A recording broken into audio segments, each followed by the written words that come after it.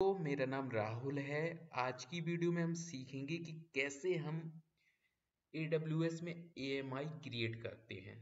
दोस्तों, सबसे पहले हम अपने AWS के कंसोल पर लॉगिन करते हैं। ओके, हम यहाँ पर AWS के कंसोल पर लॉगिन करेंगे और यहाँ पर sign in to the console पर क्लिक कीजिए आप। एंड आफ्टर दैट आपको क्या करना है, यहाँ पर हमें जो एक AMI बनाना है। AMI मीन्स कि AMI का फुल फॉर्म होता है Amazon machine image.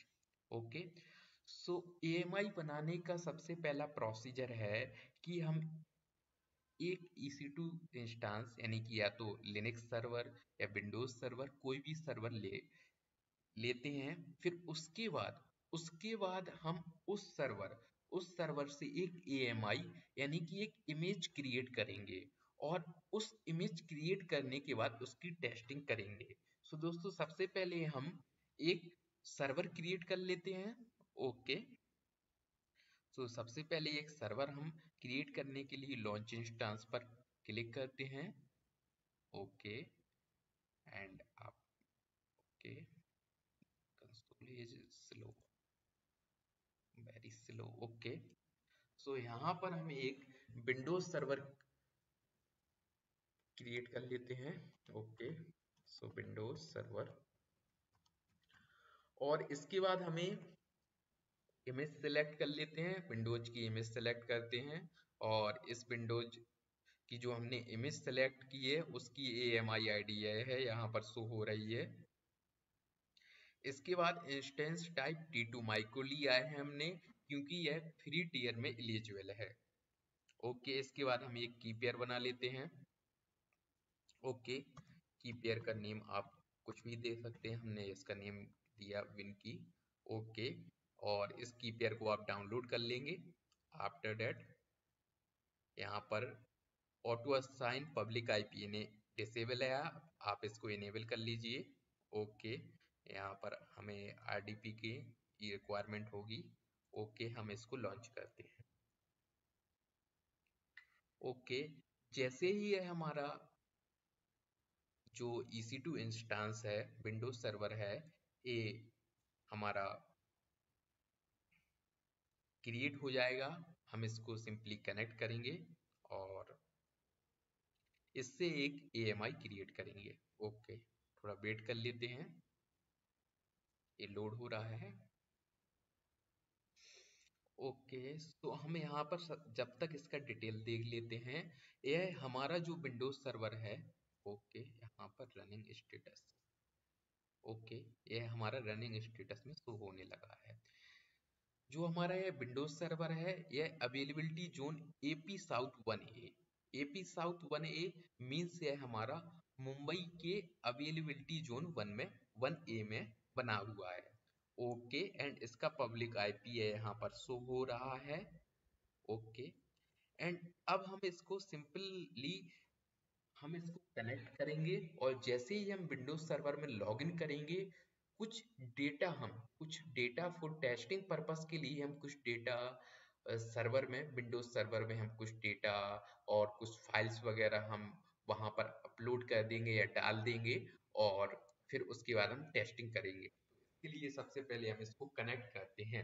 Okay, connect करने के लिए सिंपली कनेक्ट पर क्लिक करेंगे और RDP क्लाइंट पर क्लिक करने के बाद simply click on download remote desktop file. Okay, and after that get password पर क्लिक कीजिए और अपलोड प्राइवेट की पर क्लिक कीजिए और इस प्राइवेट की को आप अपलोड कर दीजिए एंड डिक्रिप्ट पासवर्ड पर क्लिक कीजिए। एंड यहाँ पर आपको ये पासवर्ड आप नोटपैड पर सिंपली कॉपी करके पेस्ट कर लीजिए, क्योंकि यह पासवर्ड आपको जब AMI आप बनाएंगे और उस AMI को आपको कनेक्ट करना होगा, उस समय भी यह पासवर्ड आपको चाहिए होगा। ओके, सिंपली हम इस पासवर्ड को कॉपी करेंगे एंड जस्ट हम यहाँ पर नोटपैड ओपन करते हैं। ओके, एंड यहाँ पर इस पासवर्ड को पेस्ट कर लेते हैं एंड जस्ट हमने यह पासवर्ड कॉपी कर लिया है। सो हम इस जो हमारा आरडीपी फाइल है इसको कनेक्ट करते हैं और यहाँ पर हम अपने पासवर्ड को पेस्ट कर देते हैं। ओके, सो हम इसमें लॉगिन कर गए हैं अपने विंडोज सर्वर में और यह हमारा विंडोज सर्वर ओके लॉगिन हो रहा है। जैसे ही हमारा यह विंडोज सर्वर लॉगिन हो जाएगा, हम इसमें डेस्कटॉप पर कुछ फाइल्स वगैरह, कुछ डेटा और कुछ फोल्डर्स क्रिएट कर देंगे।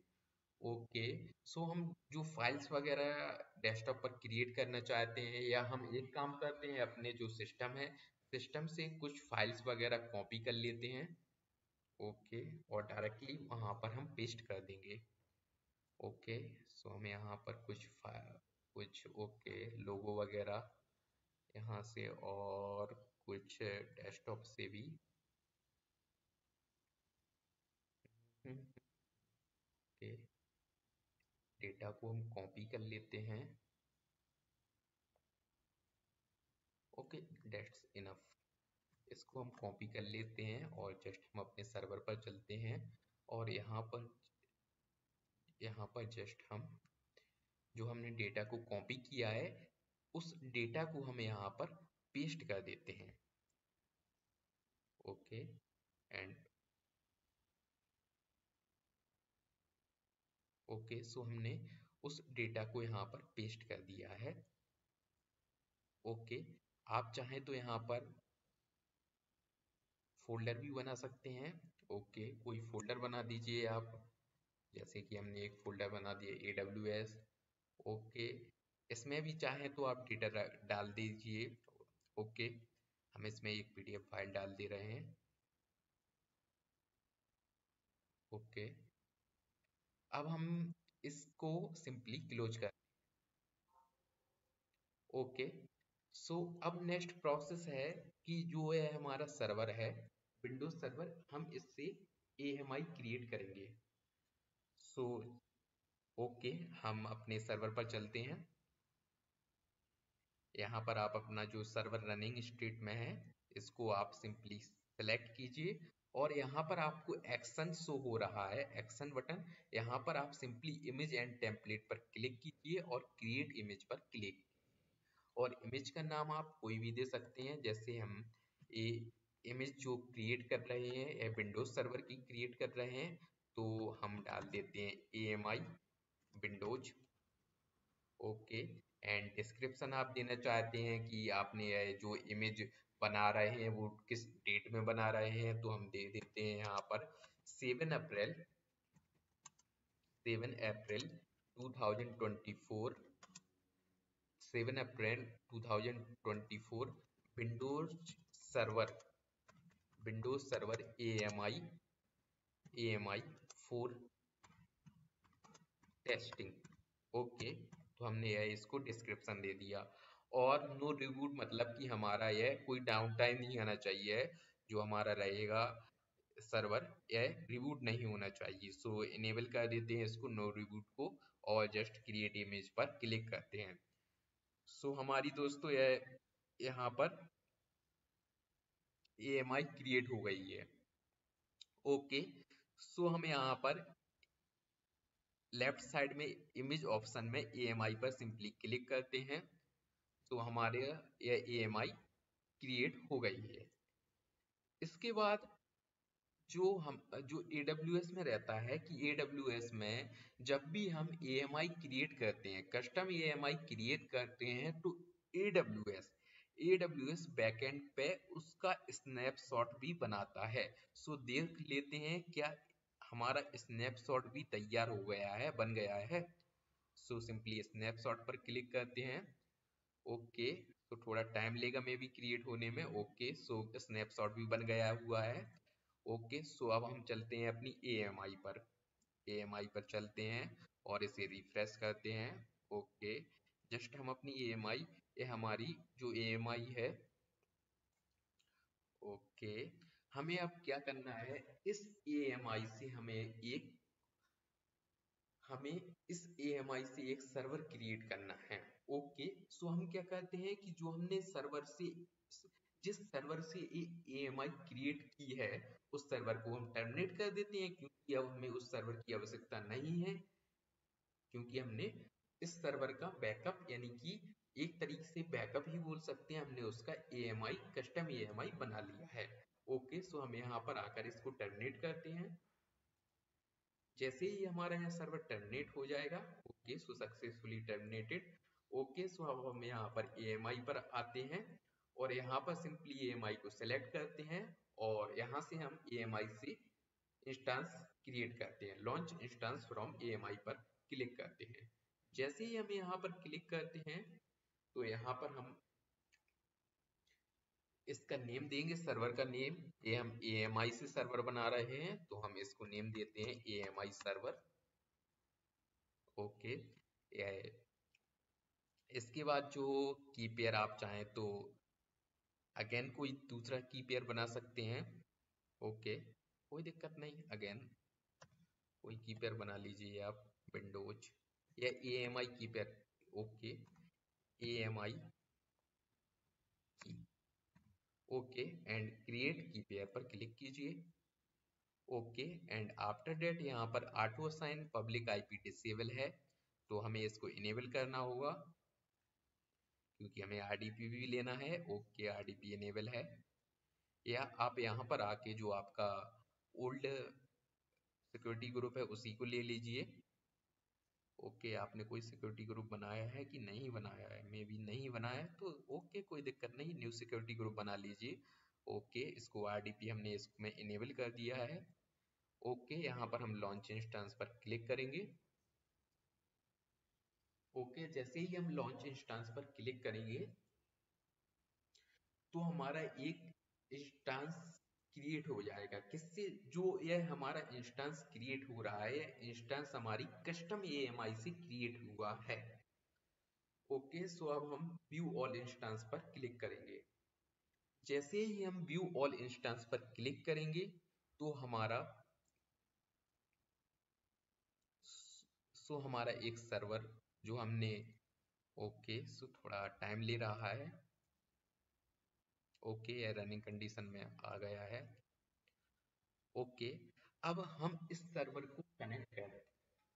अब हम इस जो हमने यह सर्वर AMI से बनाया है इसको कनेक्ट कर कर देखते हैं कि जो हमने डेटा अपने सर्वर, जो हमने प्रीवियसली सर्वर बनाया था उसमें डेटा डेटा और फाइल्स जो डाली थी, वह जो हमने AMI से यह सर्वर बनाया है इसमें अवेलेबल है कि नहीं है। मतलब कि जो हमने AMI बनाई है उससे जो हमने सर्वर बनाया है उसमें हमारा डेटा आ रहा है कि नहीं आ रहा है, तो हम ये टेस्टिंग कर लेते हैं।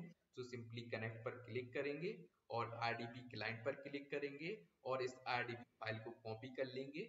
ओके, एंड देन जैसे ही आप RDP फाइल को कॉपी करेंगे और कनेक्ट पर क्लिक कीजिए, एंड जैसे ही पासवर्ड है आपसे पासवर्ड पूछ रहा है। तो दोस्तों मैंने आपको बोला था कि आपने जो इससे पहले पासवर्ड नोटपैड पर कॉपी किया था जब आप एक EC2 इंस्टेंस क्रिएट कर रहे थे, वही पासवर्ड यहाँ पर भी वर्क करेगा, क्योंकि कस्टम EMI के लिए जो बाय डिफॉल्ट पहले आपने पासवर्ड यूज किया है वही पासवर्ड आप यूज कर सकते हैं। ओके, कॉपी कीजिए एंड इसको पेस्ट कर दीजिए और देन ओके पर क्लिक कीजिए। Okay, S. ओके, थोड़ा हम वेट कर लेते हैं, यह हमारा विंडोज सर्वर लॉगिन हो रहा है। जैसे ही हमारा यह विंडोज सर्वर लॉगिन होगा तो हम चेक करेंगे कि क्या है हमारा विंडोज सर्वर जैसे ही लॉगिन हुआ तो हमारा जो डेटा था वह हमारा डेटा बैकअप हुआ है या नहीं हो रहा है बैकअप। ओके, सो वेट कर लेते हैं थोड़ा हम।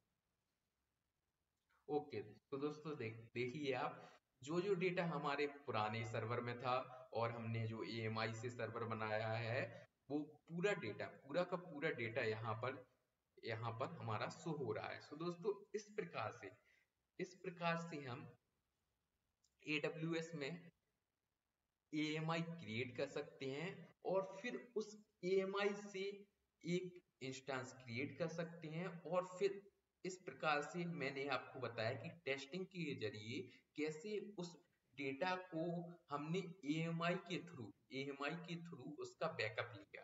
दोस्तों आज की वीडियो में इतना ही। दोस्तों आज की वीडियो में इतना ही और इसके साथ साथ यहाँ पे एक पॉइंट और ऐड करना चाहता हूँ। ओके, यहाँ पर जो आपने EMI क्रिएट की हुई है, ओके, यहाँ पर आपको यहाँ पर EMI में जो विजिबिलिटी शो हो रही है प्राइवेट शो हो रही है। ठीक है दोस्तों, यदि आप चाहते हैं इसकी विजिबिलिटी को प्राइवेट है, यदि आप इसकी विजिबिलिटी को पब्लिक कर देंगे तो कोई भी कोई भी जो हम आपकी EMI आईडी है सर्च करके आपकी EMI आईडी से एक इंस्टेंस क्रिएट कर सकता है। दोस्तों इसका बेसिकली यूज तब किया जाता है जब आपने कोई एक EMI बनाई हुई है और आप same software and same configuration का EC2 सर्वर दूसरे दूसरे दूसरे अपने अकाउंट या दूसरे अपने फ्रेंड वगैरह किसी को देना चाहते हैं या ऑर्गेनाइजेशन में और किसी को प्रोवाइड कराना चाहते हैं, तो विजिबिलिटी को आप यहाँ पर प्राइवेट की जगह पर पब्लिक कर सकते हैं। तो दोस्तों इसके लिए यहाँ पर एक सिंपल सा प्रोसीजर होता है। यहाँ पर आप देख सकते हैं, यहाँ पर परमिशन में data protection and security, okay, and यहाँ पर ओके ओके ओके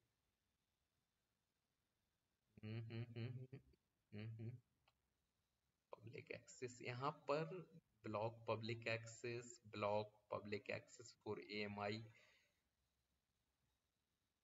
यहाँ पर आपको एक्सेस मिल जाएगा may be.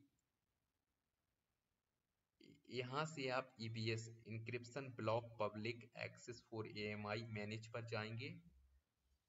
Okay, block new public sharing,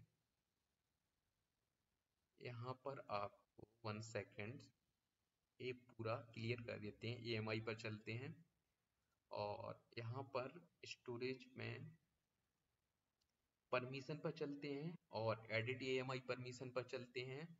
और हाँ, दोस्तों यहाँ पर आपको सिंपली करना क्या है कि EMI अवेलेबिलिटी में आपको यहाँ पर पब्लिक पर क्लिक करना है और जैसे ही आप पब्लिक पर क्लिक करके आप इसको सेव करेंगे तो जो आपकी EMI आईडी ये है, यह पब्लिकली हो जाएगी। मतलब कोई भी आप किसी को भी यह EMI आईडी देंगे तो वह आपकी इस EMI से EC2 इंस्टेंस क्रिएट कर सकता है, या आप चाहते हैं किसी स्पेसिफिक अकाउंट आईडी को ही ये एक्सेस देना चाहते होते हैं तो यहाँ पर ऐड अकाउंट आईडी पर क्लिक कीजिए और उस अकाउंट आईडी यहाँ पर आप सेट कर दीजिए तो सिर्फ उस अकाउंट को ही एक्सेस मिलेगा।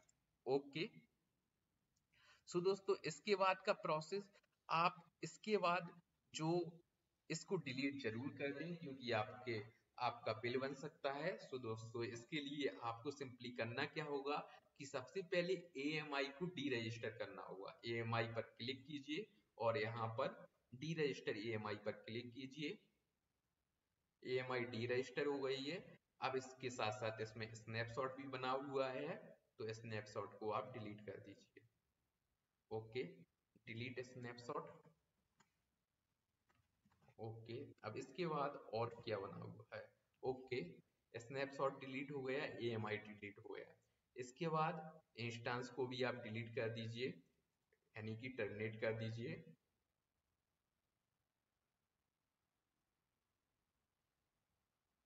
ओके दोस्तों, आज की वीडियो में इतना ही। थैंक